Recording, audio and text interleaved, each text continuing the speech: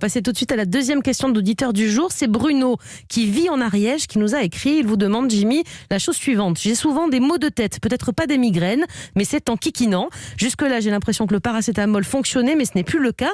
Est-ce qu'il y a d'autres traitements, peut-être même plus naturels, qui pourraient aider? Jimmy, comment on fait la différence déjà entre un petit mal de tête et une migraine? Parce qu'il semble dire qu'il a mal à la tête, mais que c'est pas de la migraine. Alors, la migraine, c'est 15% de la population, donc c'est assez fréquent. La migraine a des caractéristiques très précises. C'est des maux de tête qui vont durer entre 3 et 72 heures. Souvent, ça dure à peu près 6 heures. Vous avez la moitié du crâne qui est douloureux. Ça lance dans la tête comme si le cœur battait dans la tête. Vous avez de la nausée et parfois des vomissements.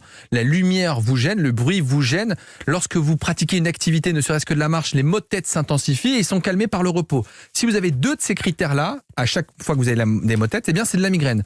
Attention, la migraine commence souvent dans l'enfance avec un terrain familial, alors que les céphalées de tension qui n'ont strictement rien à voir avec la tension artérielle sont des maux de tête qu'on va avoir de façon diffuse en fin de journée, en fin de semaine, lorsqu'on est fatigué ou que les enfants nous ont un peu tapé sur le système. Ça vous arrivez souvent. Alors Jimmy, il dit que le paracétamol ne fonctionne plus très bien sur ces maux de tête qui sont peut-être des migraines à voir.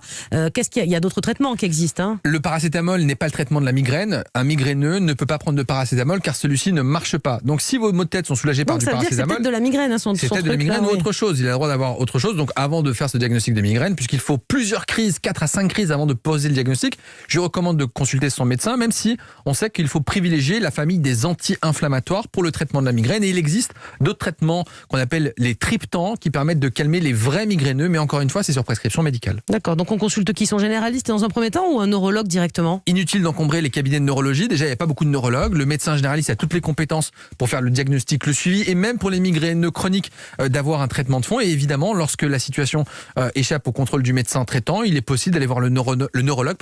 Mais pour ça, soyez adressé. N'y allez pas de vous-même. Merci beaucoup Jimmy. Alors si vous aussi, comme Jérémy qu'on vient d'entendre, vous voulez nous laisser vos questions santé bien-être au 39 21, 50 centimes d'euros la minute, surtout n'hésitez pas.